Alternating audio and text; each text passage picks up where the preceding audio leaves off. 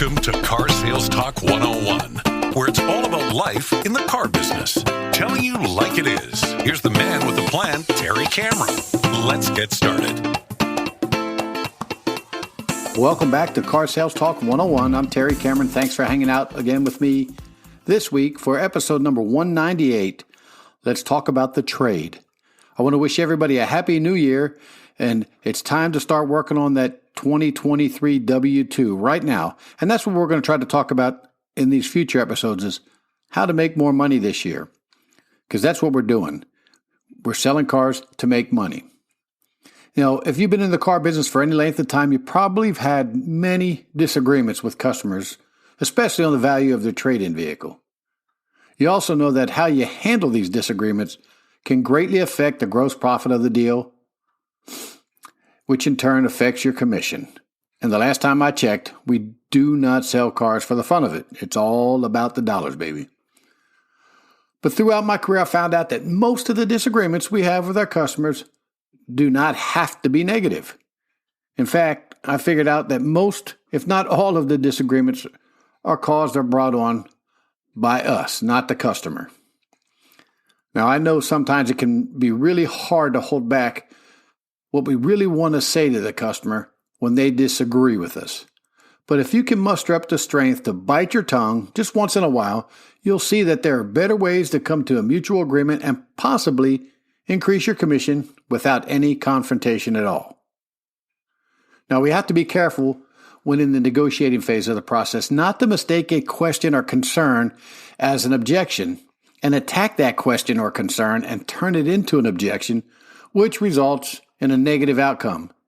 Most of the time, we don't sell the car. But before we go into justifying the trade value and how we handle the customer's questions with on their trade value, I want to clarify what I mean by the difference between questions and concerns and real objections. Joe Verdi says there's 4 things that you have to deal with that sound like objections. The first one is questions. Now, I'm talking questions about pricing, trade-ins, payments, and terms. Most salespeople confuse price questions with price objections, and they actually create most of the price objections that end up costing them a sale. Some common questions from prospects like, let me see, how much is it? What do you think my trade's worth? How much down do I need? And how much are the payments? Remember, they're just price questions, not objections. The second is unspoken concerns. And what I mean by that is things like, do I really need these features? Is this the right product for me? Is this the right place to purchase? Can I afford it? And do I like this salesperson? These generally aren't spoken concerns. They're just decisions that we all have to make when we're buying something expensive. Third are the core objections to buying, such as, I want to think it over. I want to sleep on it, pray on it, talk to my significant other, or it's too much money, it's more than I can afford. I probably can get it somewhere else for less, or I saw an ad in the paper. I need to shop the competition. I need to check with my friend, my spouse, or my mechanic. You know, in our case where I'm at, we have soldiers always use this one. We need to check with our immediate supervisor before we purchase a car. I don't know why, but they have to. What else? It's the wrong color. It's the wrong equipment or model. Now, these objections are practically all the objections you'll ever hear in your career selling cars, or any other expensive product for that matter. The words will change with different people, but the foundation for the objection stays the same. The key to selling and closing is to learn the scripts and methods to overcome any variation of these objections that stand between you and the sale. And let's face it, how hard would it be to learn how to handle just these few objections? Last but not least are the conditions that affect the sale. And I'm talking about things like, I don't have a down payment right now. I'm waiting for an insurance check. My credit's not good. I don't have my trade with me. Oh, I hate that one. And the biggie, I owe more on my trade than what it's worth. I'm buried. I'm tanked. I'm upside down. I've heard them all. So after the break, we're going to jump into justifying the trade value, and answering some of the questions to keep us from getting into confrontations with our customer. Auto dealers, do you know where your vehicles are and when they'll arrive? I know the inventory management challenge dealers face, so I'm certain the answer is a resounding no.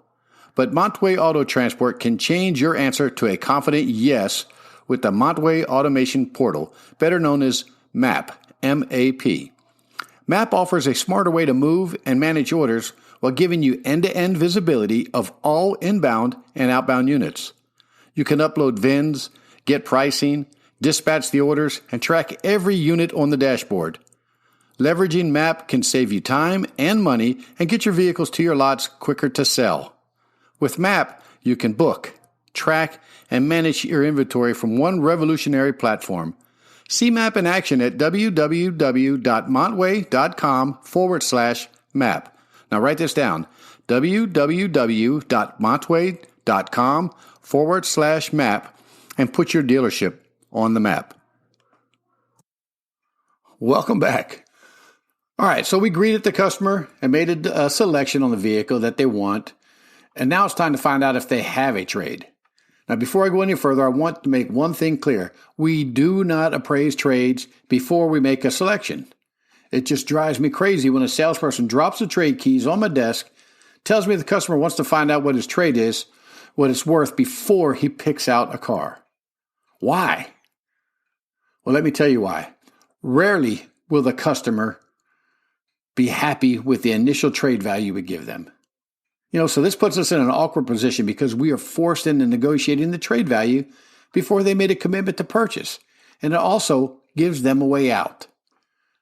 We may be able to show more on their trade depending on the selection they make based on the amount of markup we have, the age of the selection, and the availability and number of the vehicles on the lots in our general area. So take charge and bypass the trade value the best you can. If all else fails, drop the keys on the manager's desk or have him TO the customer and tell them while we're evaluating the trade-in and making calls to possible buyers, they should start their choosing of a vehicle and test drive it. Tell them we should have a number on the trade by the time they get back off the demo ride. Now you're back in the selling mode and away from premature negotiations. Okay, trade is appraised and hopefully we're in the write-up mode. You'll be surprised how many of your customers at this point don't ask about how much we're giving them on their trade. But if they do, here's what we say. The customer asks, how much on my trade? You answer, $14,500. And don't flinch. Keep on with your write-up.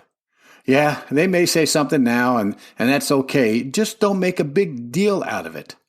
Some of us, during the initial investigation of their wants and needs, are pretty good at weaving in questions to help with moving the deal forward. And one of those questions is something like, how much are you trying to get for your trade-in vehicle? Or what have you been offered at other previous dealerships you shopped? Whatever number they tell you, don't get wrapped up on it. Most of the time, the amount is a wish and not a need, but it gives management a starting point. If it turns out to be a sticking point, then we just justify it. Your manager has all the tools to help you with this, but I recommend the person that put the number on the trade be the one to explain how they arrived at that number. They are, by the way, the experts. Let's back up just a bit now. Sometime after the demo drive and prior to the actual write-up ritual, you, the salesperson, need to gather the trade info. Most of us use apps that allow us to scan VINs, enter miles, and sometimes even take photos of the car. These apps really make it easier, but they're not mandatory. Remember, we still have the mighty pen and paper to work with. Walk around the trade with your customer and point out dents, dings, and scratches. Don't go overboard and trash their trade, even though they know it's trash. Oh, and by the way, do not call their trade a POS, because they know what that means already. Hell, they might even call it a POS themselves. Ask questions about how this dent happened. When was the windshield cracked? When was your last tune-up and oil change? And my favorite, when we pull the Carfax, is there going to be anything that jumps out at us, like an accident or a bad title? You'd be surprised what they confess, and it instantly devalues their trade, at least in their mind, without you saying anything else about it. Let's talk about the customer that knows everything, and they tell you they want a certain amount for their trade. Say they want $10,000, and all we have to ask is where they came up with that number. Maybe they had it valued at another dealership, or they use KBB, or maybe they're just guessing. It's good for management to know where they got their information so they don't insult the customer by trying to hold too much. But this particular customer said 10K, and let's assume it's worth at least 10K. We need to offer the customer 8,000 and then justify our number as we just discussed. If played properly, the customer may settle for the 8,000 or at least less than the original 10,000. And that difference gets added to your gross profits and increases your commission, and that's a beautiful thing. So when it's time to talk to your customers about their trade, don't be afraid to tell them what it's worth. Don't argue with them about what it's worth. Just justify it with the tools that your manager has. Things will go a lot smoother, and you're going to make a lot more money. So I just want to remind everybody, if you have a question, hit me up on my email. You can go to the Facebook, find me there also. Write me a review. Give me a rating. The young lady at the end of the episode here, they'll tell you how to reach out to me. And I appreciate everything you guys do. And have a happy new year. Remember, the sky's the limit. I'll see you in a few. Thank you for listening to this week's episode. Please rate it and write a review on Apple Podcast. We appreciate your valuable feedback. You can email Terry at 10minutesalestalk@hot.rr.com. And don't forget to share the show with a friend.